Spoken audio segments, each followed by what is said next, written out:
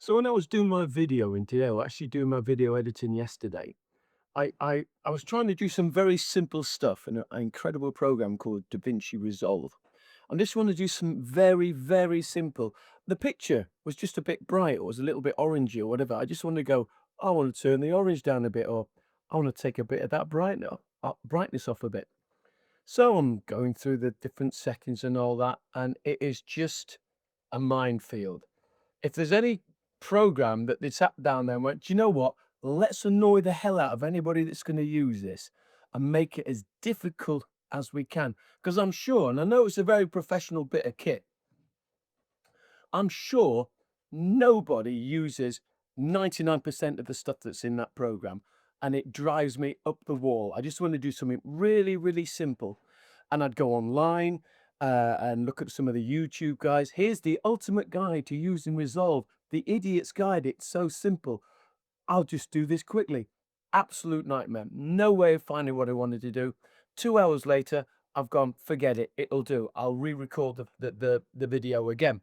And it took me back to my years ago in the band.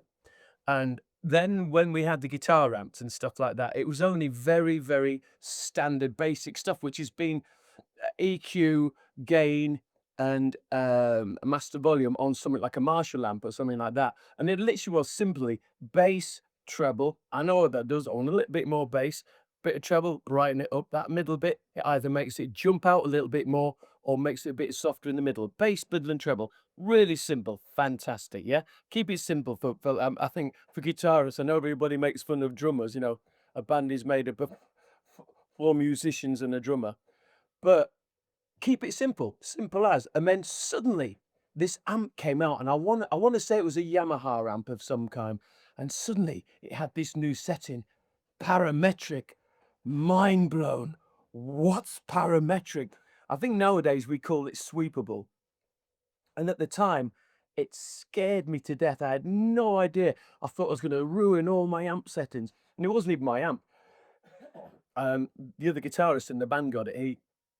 He actually had an AC30 that he decided. I mean, yeah, going back, it's like, why would you hook an AC30 in for some new fandangled digital amp anyway?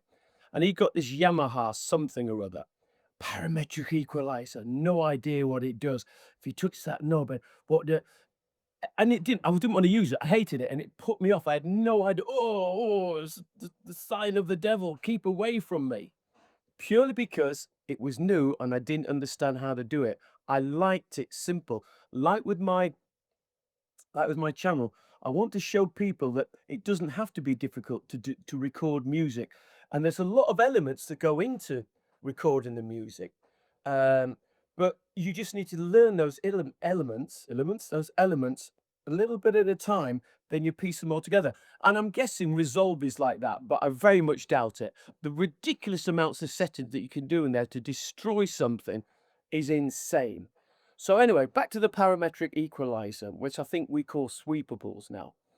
Um, Looking back, it was a fantastic bit of kit because you didn't have a fixed frequency. You did have your bass and your treble, which are your standard ones. Oh, I want to make it a bit more bottom end, a bit more top. But you could sweep around in the middle to find a certain frequency to make it jump out a little bit more, to give it a bit more cut, rather than just being stuck to that one, I don't know, maybe 5K, 4K, some whatever it may be, some frequency. You could dip it and find it. So in theory, it was a really good idea, but it was new and it was scary.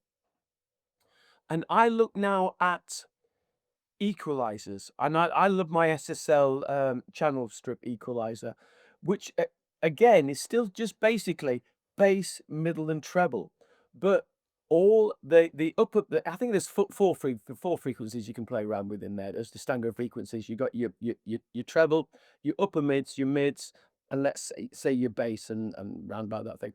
But they're all sweepable as well, which is and truthfully, usually when I put my SSL channel strip on, I don't really sweep any of the frequencies unless I've got something really drastic that I want to try and do something. But usually, all the frequencies are set at an extremely usable frequency to start with. You don't have to mess around. I think, well, do you know what? I want a little bit more top. You just tweak the treble. You have to go, oh, do I need to go for like the 5K, the 4K, the 6K? No, it's a brilliant bit of kit.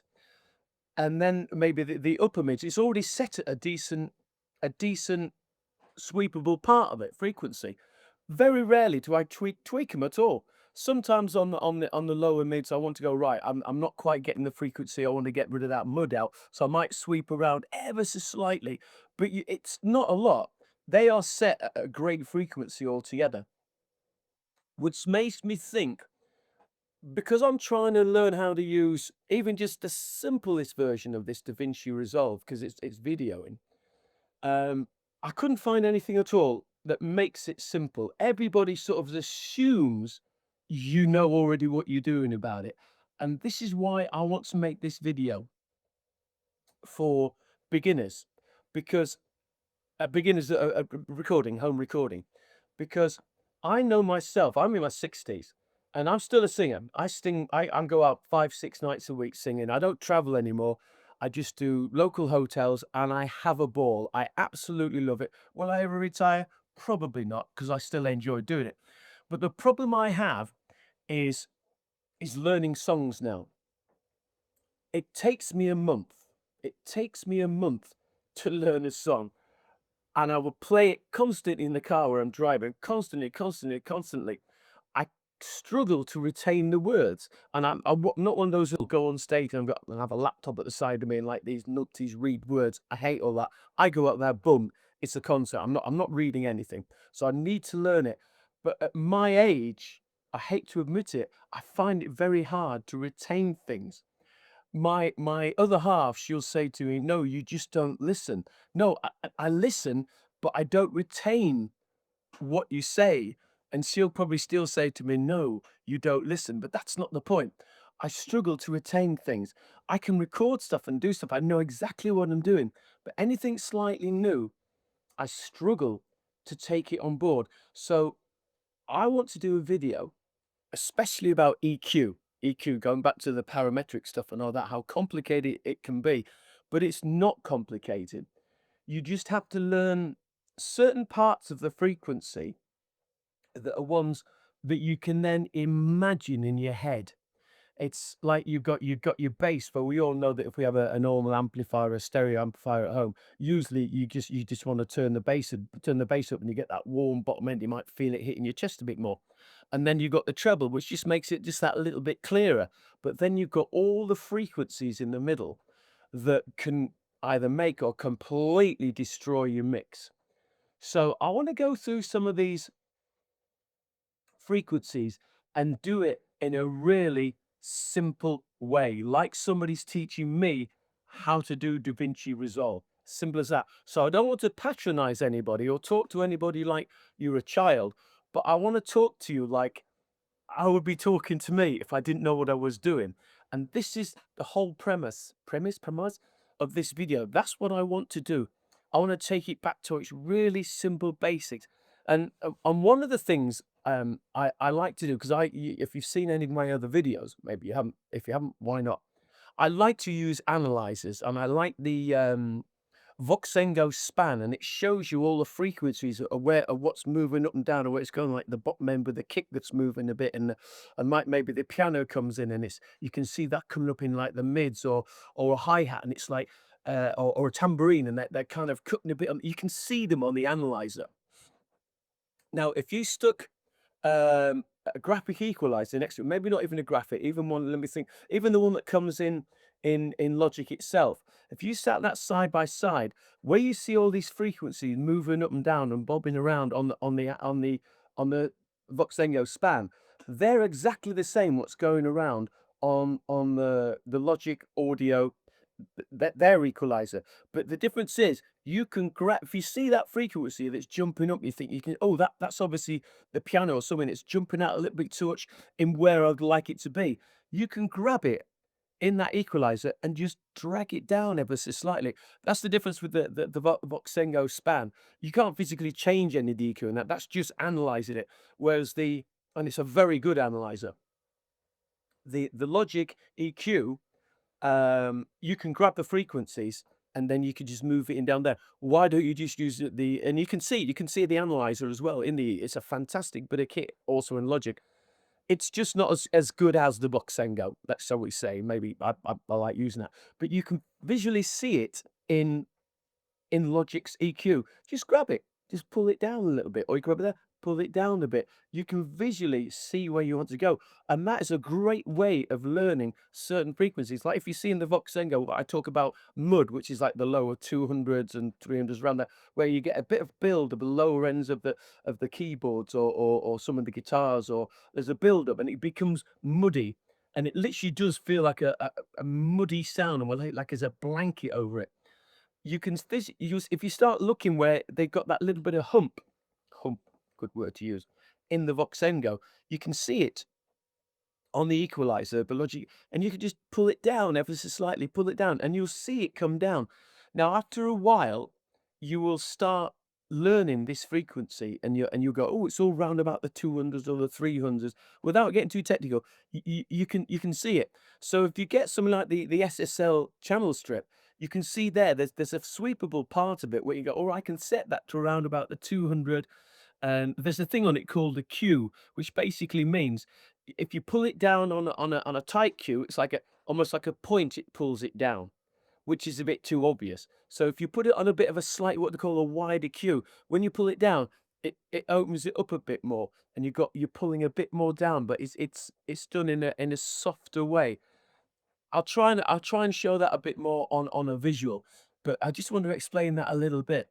But you'll start once you start, the easiest way to start learning is using something like a Voxengo SPAN or some kind of analyzer, and the Logic equalizer. There's all different ones you can get, but that's free. So melt it. Just start learning to play around with that and see the certain frequencies that you play with. And this you basically you got your bass, you got your lower mids, which is kind of your muds, you've got your mids, which is like maybe your pianos or a lot of your guitars light and your synths and that sort of stuff. Then you got your upper mids, which is where your vocal is going to be. They're the frequencies that help your vocal cut through a bit more. But you've got to be careful with that because they're the harsh frequencies. They're the frequencies that when you hear a baby cry, that's Mother Nature saying the mother can hear the baby, and that frequency, and you probably know it gets your ears. That's kind of like your upper mids. That's a simple way of looking at it. Then, so there you've got to be a little bit careful, very subtle with those. But if you've got a bit of harshness in there, you just can pull it back by maybe 1 dB, which is one, a number, just a one. Forget about the dB, just a one. Drop it down a little bit. And then above that, you've got your treble, which is, you can hear it, if you're used to treble, you'll hear it brightens up the sound a little bit, and that's the simplest way of looking at it. Then above that, I don't know, the 6K, 7s and up to the 20s and all that, that's what they call the air frequency, which is, um, it's not something you hear so much, it's more that you feel it, and it gives it that little bit of a presence on the top. It's like a breathy kind of sound that has a lovely, nice sound to the top. And you've got to be careful with that as well, because that can spoil a mix. That's about as far as I want to talk about that for now. But I want to do a video on this to be able to explain it. And I'm going to break it down really, really simply, and I hope you don't think I'm gonna be patronizing about it, because I know it's what I would like to see when I go on there and they say, "Oh, I'm gonna do it quickly." I'm not gonna do it quickly.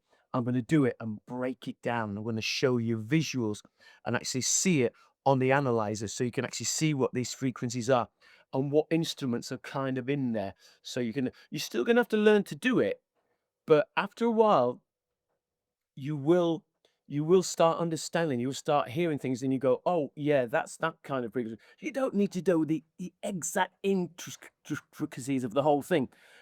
For me, there's 5 frequencies you need to know the basis of: the bass, the lower mids, which is the mud, the mids, which is kind of like your meat of your sound of where you hear things.